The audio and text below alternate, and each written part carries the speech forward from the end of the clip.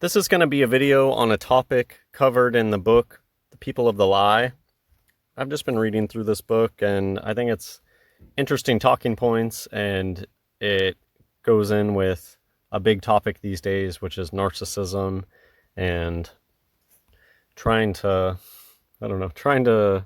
make sense of narcissists or narcissistic tendencies. I don't know if make sense is the right word, but study it or understand that it's a thing, name names, label things. And I think it's interesting and connected with the whole Bafo culture really breeds that type of person. And it could be demonic in nature. I think that is a real possibility, that certain personality disorders, or at least that's what we call them, may be demonic in nature. And this particular topic, which is, there's kind of two different types of evil that we see. The just outrageously, just nobody can deny that it's evil. To think like Mexican cartels, most people's minds go to like Hitler. But I think that this other type of evil is, and the author here also agrees, that it's more common, the more subtle type of evil that exists. And I do think that there's obvious connections to the Garden of Eden. The Garden of Eden, Satan didn't come out and start murdering people, or he was subtle and just being a deceiver, being a snake. And it's much more common to run into snakes than a psychopath. There's tons and tons and tons of evil people out there, but only a tiny fraction of those evil people are just outright like axe wielding. And that's what the media, society at large, would want you to think, that evil are these fringe cases that are killing people, basically, when in fact there's all sorts of evil, just your next door neighbor or your parents or the local pastor, or evil lurks around every corner and gets very personal. That was like the biggest thing about the whole transvestigation, was the personal aspect, realizing that there's people, likely people that you interact with on a daily basis, or your family, who already knew about all that stuff and were keeping you in the dark. This evil thing is the same way. There's basically the entire Bafo club is evil. There's this entire secret society club of evil people, and whether or not the individual themselves are evil, they turn a blind eye to the other Bafo individuals that are much more clearly evil. And all they need to do is keep the most thin facade of being a nice member of society on the outside, and they get away with the most heinous evil acts. So I really just paraphrased a lot of this. I'll just read. I'll read basically 2 pages of this. I'll try to not do too many spoiler alerts. This is from chapter 3 of the book, The People of the Lie. One respect in which it is difficult to write about evil is its subtlety. I began with the case of Bobby and his parents because of its obvious clarity. To give a child his older brother's suicide weapon is an act of such gross outrageousness that anyone would think, yes, that is evil, all right. But there was no such grossly outrageous act committed by Roger's parents. We are dealing only with trip permissions and school choices, the ordinary kind of decisions that parents routinely make. Simply because the judgment of Roger's parents in these matters differed from my own may not seem grounds for labeling them evil. Indeed, might I not be guilty of evil myself by so labeling clients who I disagree with my opinions and fail to take my advice? Might I not be misusing the concept of evil by facilely, you're going to have to help me with that word, applying it to any and all who oppose my judgment? So I agree that this is partially how people get away with evil, though. And it reminds me of how there will be people out there who will say things like, you can't accuse somebody of lying about cancer. How dare you?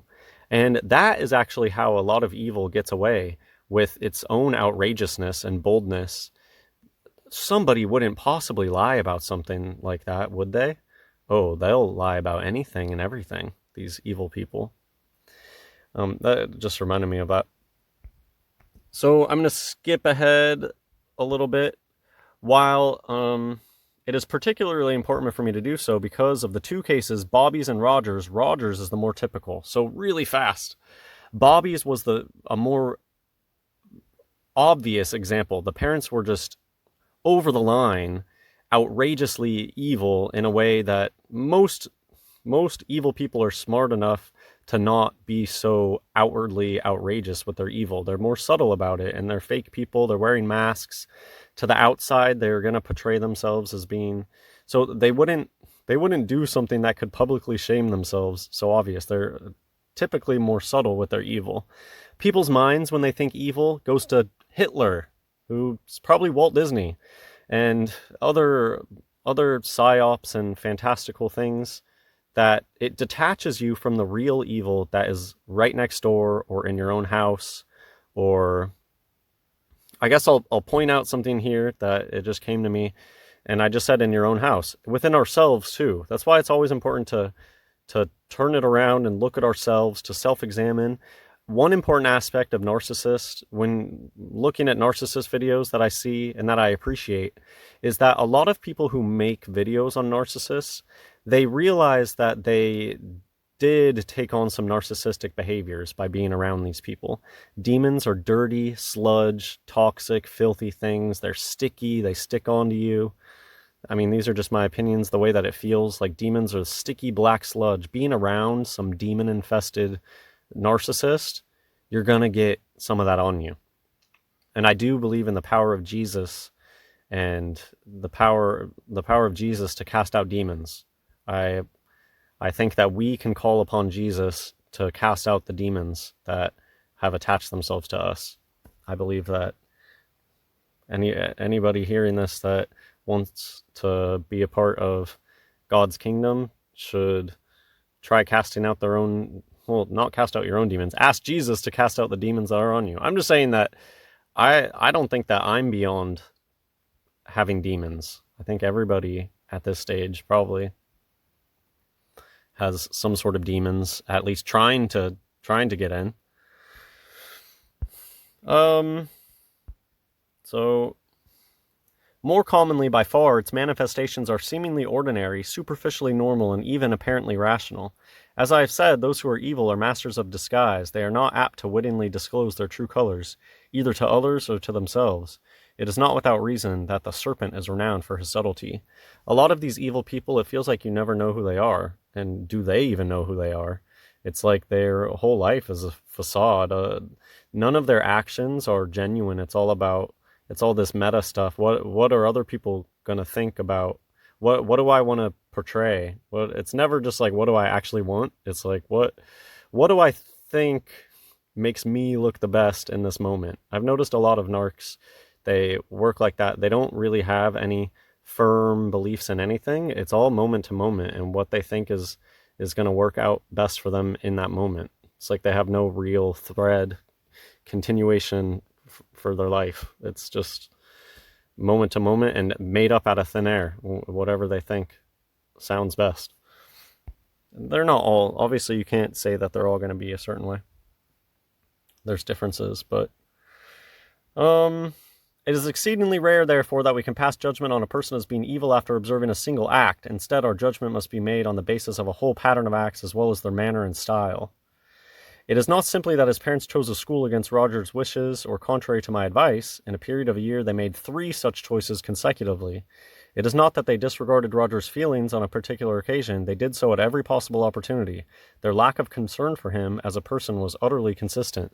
I'd say this goes into a lot of narcs. They have golden children and then the scapegoat children, and this is Bafo culture too. They very much act this way.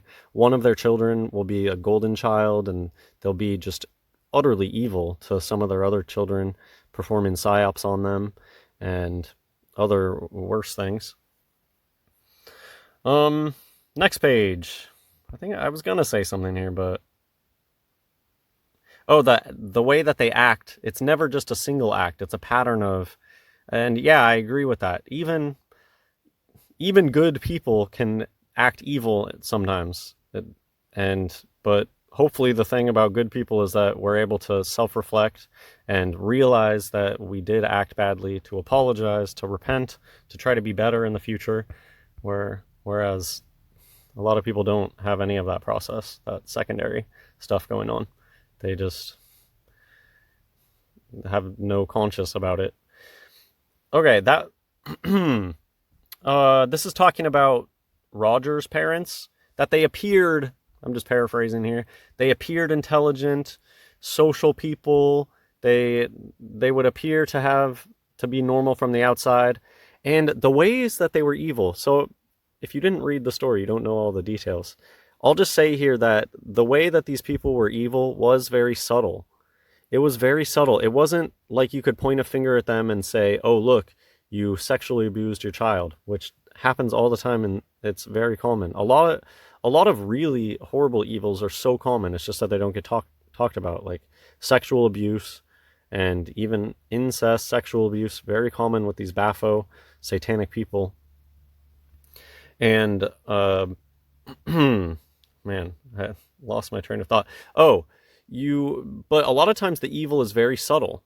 Like Roger's parents, so spoiler alert, some of the really evil thing that Roger's parents would do are just these outrageous punishments. Like Roger got invited to some cool place to go do something cool, and his parents were like, nope, you can't go because your room's dirty. I knew plenty of Baphos growing up that their parents had the most outrageous punishments for things. They would be grounded for months at a time for who knows what. I mean, one of these guys was a pathological liar, so I think sometimes he would lie about being grounded or whatever. But unfair punishments for things is just so common. The way that a lot of Baphos are grown up is completely psychotic when you really sit there and analyze. Like Roger's parents, your kid is depressed, they make a cool achievement in school, and then they have a trip for that achievement, and then I'm sure it's like a last minute thing. Oh, your room wasn't clean, you don't get to go on that trip. That is evil. That is evil to do that to your children, but very common. And on the other page, it mentioned, what was it? I guess that's something I was going to mention. How a lot of the evil from Roger's parents was like bureaucratic decisions, sending him here, going to this school. And it was subtle. One of the most evil things that his parents did was at the very end, after all of it, the psychologist, in the beginning, he suggested a boarding school because the child wanted boarding school. But then the child went to another school and started enjoying it there. And so the psychiatrist was like, oh, okay, he really likes it at the school. The parents were like, okay, so earlier you said we should send him to a boarding school. And the psychologist was like, no, not, I mean, yes, in the beginning I said that because the boy wanted to. But now he's at this new school. He really likes it. He doesn't want to go. The parents sent a check. Sending the check, too, is so evil. Here, cash this money. Because it's almost like you're agreeing with what they're saying if you accept their money. Sent the psychologist a check, said, hey, we sent our son to a military boarding school. Thanks for the advice. Thanks for telling us to do this. And that was like the second time where the parents, they shunned all responsibility, pretended, oh, it's your fault. Oh, it's his fault, the boy's fault. So another thing, going against the boy's wishes, totally disregarding what the psychologist said, flipping his words around, but then pretending that it's his idea. These are the ways that evil people act, and with a smile on their face too. With the smile is kind of gets at the demonic energy. And this is something that I've been hearing about sometimes in these narc videos, that one of the most demonic parts is when they know that you know, and they'll smile and smirk because they know that they're getting away with it anyways. That's that letter, the final letter of Roger's parents with the cat, with the money, with the check, and saying, oh, we sent him to boarding school, thanks, it was your idea. That just has evil written all over it. But that's such the type of manipulation and mind games and that these evil people play. So I don't know, hopefully I paraphrased enough. I don't want to say all the details, but I think I mostly said everything that I want to say. That most evil in this world is not like Mexican cartel, Hitler evil. It's subtle manipulation, gaslighting, dehumanizing, and belittling. And a lot of times it's parents, schools, in the workplace.